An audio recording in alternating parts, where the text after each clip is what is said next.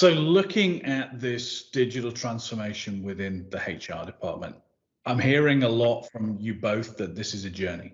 It's not an individual project. But one of the things that I'm sure the people listening to this will be interested in are some of the benefits that people are seeing from going on that digital transformation journey.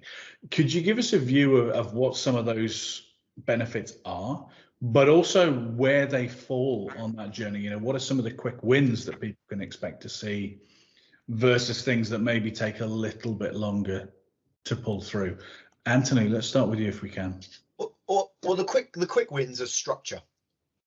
So straight away, you've got everything digitized. You've got all records in one location, accessible only by the relevant individuals that need access to them. This is, by the way, if you've made the decision to implement something, your quick wins are going to be the structure and the control and the visibility of everything associated to an HR process. Now, there are multiple different applications in terms of what you do from a day-to-day basis within HR. So which one of those that touches is almost irrelevant. The fact is, whether it be all of them or some of them, recruitment, so on and so forth, adding structure is what you get. That's some of the best and quickest wins. The long-term ones will make a massive difference to how you approach engaging with existing employees and potential employees longer term, and staff retention, staff attraction. Those things take longer to build. They give you the biggest bang for your buck, because as everybody knows listening to this, the most important asset any business has is its people. As cheesy as that sounds, it is the truth.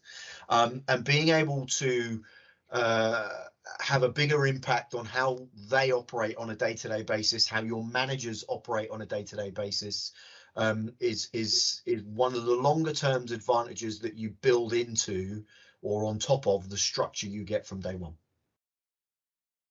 I think, Dave, one of the quick wins is actually also one of the long-term wins. So if you start at the business process review, one of the quick wins you get is transparency.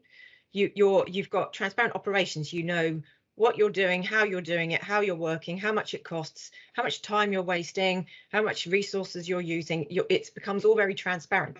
That doesn't change when you go through a digital transformation program, but what you can now start to see is the measure, and you can start measuring that change. And so your long-term goal is you're still transparent. It's still a win, but you've got that from the outset on you're currently working. So you can really start making informed decisions quite quickly. One of the longer goals is, to support the what Anthony's just said about staff retention and staff motivation and all of that. It's all about you're bringing simplicity basically into the tasks. You're making the way to work more simple and easy, and that just brings satisfaction not only to the people who are the HR users, but also the employees that are interacting or self-service. It all becomes very simple.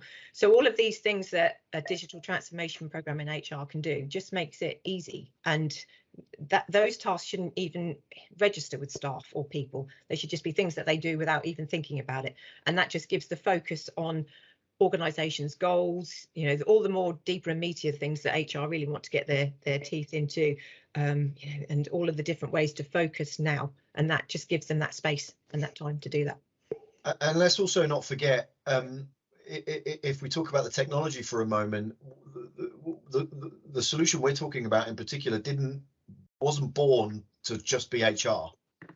The principles of what we're talking about here, control and visibility, automating processes, visibility and transparency of associated processes and data through dashboards, integration into external applications, core HR systems or CRMs or finance systems, etc. All of those apply, whether it be an HR system or a finance system or a procurement one or mailroom or multiple other business applications and processes that I haven't mentioned. And while anybody who's an HR professional listening to this may not be interested in going into the detail of those other processes, when we go back to the business case that we spoke about, you're investing in a piece of technology that will infiltrate your entire business over a period of time. And it all also comes back to the partnership that I spoke about earlier.